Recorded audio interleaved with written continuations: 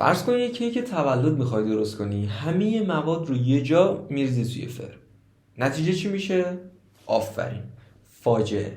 اینجاست که تفکر الگوریتمی به کارت میاد، باعث میشه هر کاری رو مرحله به مرحله و مهندسی شده انجامش بدی. سلام رفقا، من مندیم و اینجا دومین قسمت از دروازه ورود به برنامه نویسیه.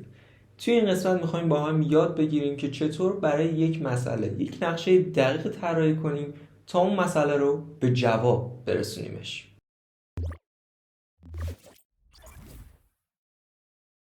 خب اگه بخوایم شروع کنیم و حالا یه تعریفی رو داشته باشیم، میگیم تفکر الگوریتمی اصلا تعریفش چی هست؟ اینه که ما بیایم یه کارهامون رو و کاری که میخوایم انجام بدیم رو بیایم به گام‌های مشخصی بشکنیمش. خب یعنی چی؟ یعنی تیکه تیکش بکنیم، مرحله به مرحلهش بکنیم و به ترتیب درست اون رو انجام بدیم تا به نتیجه دلخواهمون برسیم. ببین مثلا ما از تهران اگه بخوایم بریم اصفهان، نمیتونیم یهو بریم کاشان بعد بریم اصفهان. اول باید بریم قم، بعد از قم بریم کاشان و بعد از کاشان بریم اصفهان. نمیشه از سر قم پرید و وارد کاشان شد و بعد رسید به اصفهان. خب مرحله به مرحله باید اون رو پیش رفت تا به نتیجه برسیم. الگوریتم باید حدوداً 3 ویژگی داشته باشه و اگر این ویژگی ها رو نداشته باشه اون الگوریتم دچار مشکل میشه و ما به مشکل میخوریم. اولش اینه که هر گامی که داریم باید واضح باشه، هر مرحله‌ای که داریم باید واضح بیان شده باشه و بدونیم میخواد چه کاری رو انجام بده. و دوم اینکه ترتیبش درست باشه، برای ترتیب درست این اتفاق بیفته. در اصل چیزی که اینجا نوشتیم میگیم ترتیب درست رعایت بشه. و سوم که مهمترینه اینه که یک جایی تموم بشه. الگوریتم باید پایان داشته باشه، وگرنه ما میفتیم داخل یک حلقه بی‌نهایت و همینجور سیستم هی اجرا میگیره و به پایان نمیرسه. این مهارت حالا یا این الگوریتم بخوایم بگیم پایه همه زبان‌های برنامه نویسیه. یعنی نه ربطی به پایتون داره، نه ربطی به جاوا اسکریپت، نه. همه زبان‌های برنامه نویسی نیاز دارن که از الگوریتم را پیروی بکنن. بخوایم بریم پیشتر میتونیم حالا یه سری چیزایی داشته باشیم مثل مثالایی که توی زندگیمون باهاش برمیخوریم که ما بهش میگیم مثالهای روزمره‌مون، مثل آقا دم کردن چای.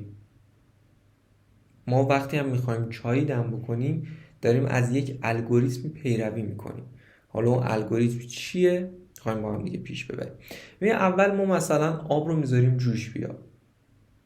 خب بعد از اون چای خشک رو اضافه میکنیم به قوریمون، بعد آب جوش رو اضافه میکنیم به روی چایمون و 5 دقیقه صبر میکنیم تا چای دم بکشه.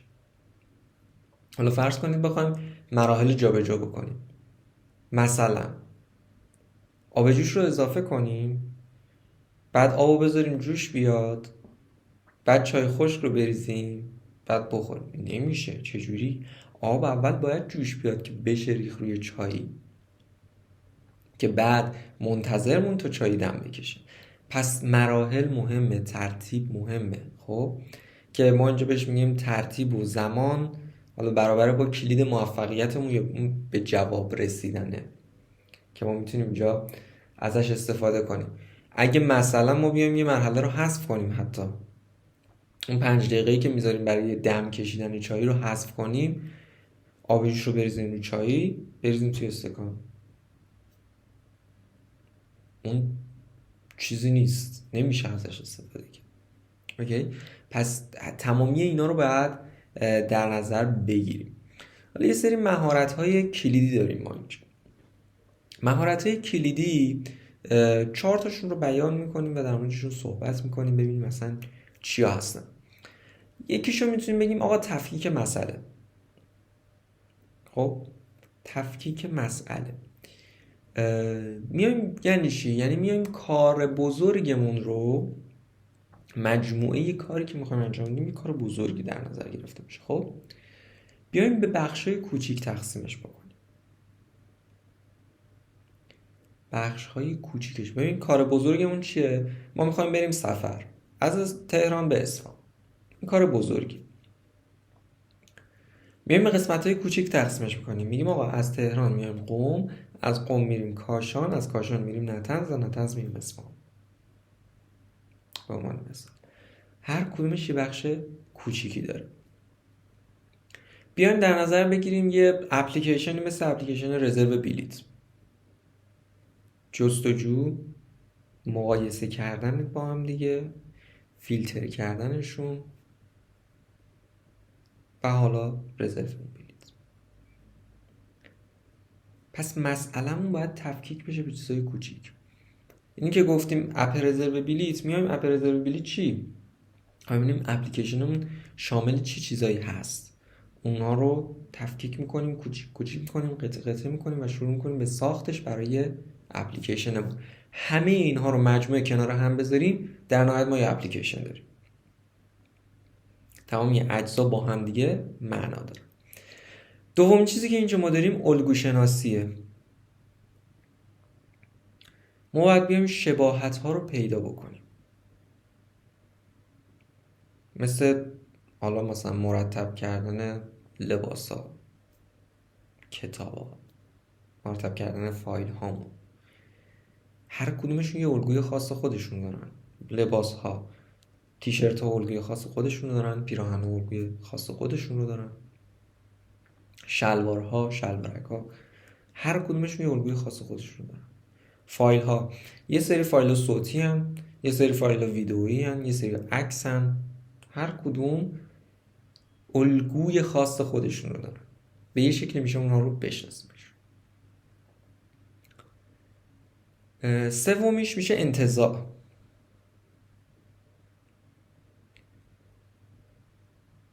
بعد بیایم جزئیاتی که اهمیت ندارن رو حذف کنیم. خب جزئیات چی میشه؟ آقا شما همون مثال چایی رو در نظر بگیریم. مهم نیست مارک چایتون چیه، مهم اینه که ماهیتش چاییه. مهم نیست چای ایرانیه یا خارجیه، مهم اینه تایم دم کشیدنش چیه. ایرانی زودتره، خارجی زودتره، برای هر کدوم چقدر باید صبر کنیم، اونه که مهمه. اگر نه نوع چایی زیاد میگیم آقا اهمیتی نداره، چاییه دیگه. تایم دم کشیدن این شاید چیزای خیلی سطحی به نظر بیاد، ولی دقیقاً توی کدنویسی همه چیزایی که ما برای الگوریتم نیاز داریم همینه و چیزی اضافه تر از این نیست. و در آخر طراحی مراحل رو داریم که میایم از شرط ها، حلقه ها، توابع و همه اینها استفاده میکنیم. 3 مسئله پیش بردیم. در مرحله آخر میایم کل مراحلمون رو طراحی میکنیم و پیش میبریم. میخوایم بریم حالا سراغ یک مثال باحال و جذاب.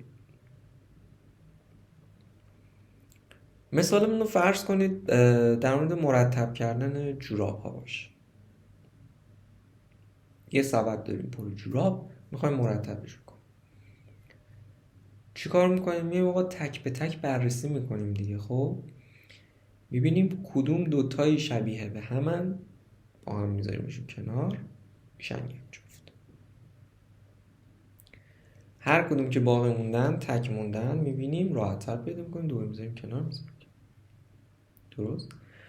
حالا اگه بخوایم مثلا یه شبه کدی براش در نظر بگیریم، میگیم آقا یه جورابو برمی‌داریم، اگه جفتش پیدا شد جفت رو میذاریم کنار، اگه نه نگهش میداریم، جفتش پیدا بشه میذاریمش کنار. این میشه یه شبه کد برای همون مثاله. مثالی که خیلی ساده است ولی یه الگوریتم داره، یه الگوریتم داخل خودش داره. یا مثلا میتونیم به الگوریتم خاموش شدن چراغ فکر بکنیم. خب چراغا رو دیدیم که داره مثلا یه سنسوری دارن.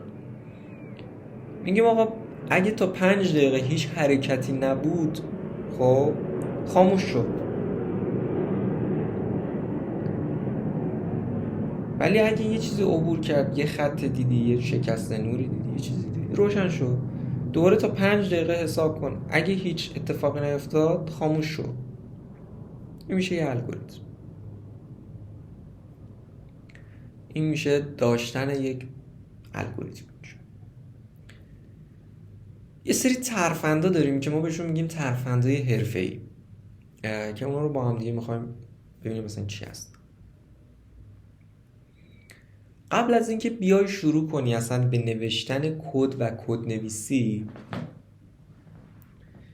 اینکه بخوای اصلا شروع کنی آقا کد زدن توی وی اس کد یا هر جای دیگه، بیا شبه کد بنویس. شبه کد چیه؟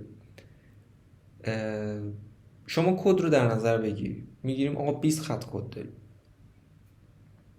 شبه کد میشه 3 یا 4 تا خط از این 20 خط کد. کلیت رو یه دیدی نسبت بهش بهمون میده، میگن شبه کد. مثل چی؟ مثل اینکه گفتیم آقا میخوایم جورابا رو با هم دیگه جفت کنیم بذاریم که میشه شبه کد. صرفا یه کلیت گفتیم، کدی نه از چیز عملی انجام ندادیم.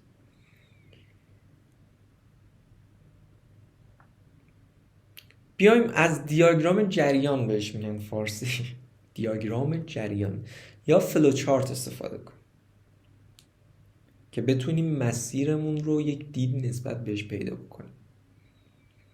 فلوچارت خیلی میتونن کمک کنن.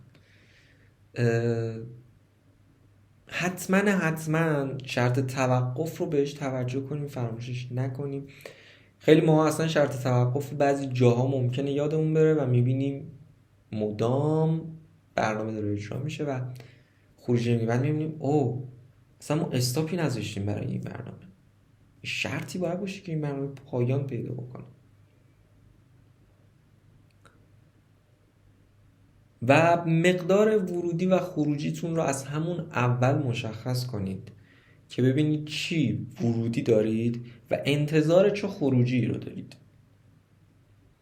توی دم کردن چای ورودی ما آب جوش و چاییه، انتظار خروجیمون یک استکان چای دم کشیده است و لذت بردن ازش. این میشه ورودی و خروجی ما که باید همیشه بهش توجه داشته باشیم.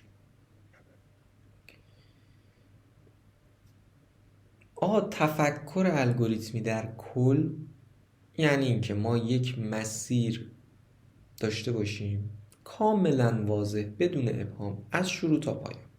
این میشه الگوریتم. اگه همچین چیزی رو شما پیاده کنید، هر مسئله ای رو، چه توی کد باشه، چه توی زندگیتون باشه، چه توی روابطتون باشه، میتونید حلش کنید و قابل حل میشه. یا آقا شما بدون تو شروع چی میخوای، تو خروج چی میخوای، ورودی چیه، خروجی چیه. این همه داری انرژی میذاری توی بحث زندگیت، داری میری سر کار. خب ورودی چیه؟ انرژیت، وقتته. خروجی چی دوست داری باشه؟ رفاه، آسایش، اون درآمدی که داری. توی رابطه ورودی چیه؟ عشق داری میذاری، محبت داری میذاری، نمیدونم وقت داری میذاری. دوست داری خروجی چی باشه؟ آرامش، آسایش، اعصاب، روان. از رابطه‌های سمی دوری کنیم. این یک نکته وسط اینجا. ببین الگوریتم دقیقا همینا، واقعا داخل زندگی ماست، همیشه ازش درس گرفت. توی جلسه بعد چی بگیم؟ میخوایم بریم سراغ اصلا پایتون.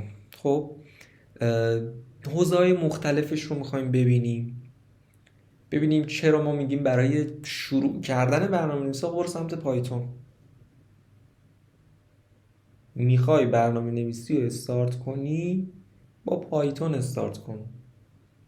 من با سی پلاس پلاس شروع کردم، سی شارپ خوندم، جاوا اسکریپت خوندم، پی اچ پی خوندم، زبان اسمبلی خوندم، جاوا کار کردم، نود جی اس کار کردم که الان هم جاوا اسکریپت میشه. پایتون هم کار کردم، ولی متاسفانه پایتون آخرین زبانی بود که کار کردم. ای کاش اولین و آخرین زبانی بود که باش کار میکردم. با پایتون آقا استارت بزنیم. حالا حوزه هاش رو باش در موردش صحبت میکنیم و میبینیم چه کارهایی میشه با پایتون انجام داد. واقعا چه کارهایی میشه باش انجام داد. و خلاصه که قسمت بعد رو همراهمون باشید حتما. خیلی ممنونم که توی قسمت دومم با من همراه بودید. خوشحال میشم اگه چنل رو سابسکرایب کنید و اون زنگوله رو بزنید که از جدیدترین ویدیوهامون با خبر بشید. راستی الگوریتم 3 مرحله‌ای تو برای شروع روز چیه؟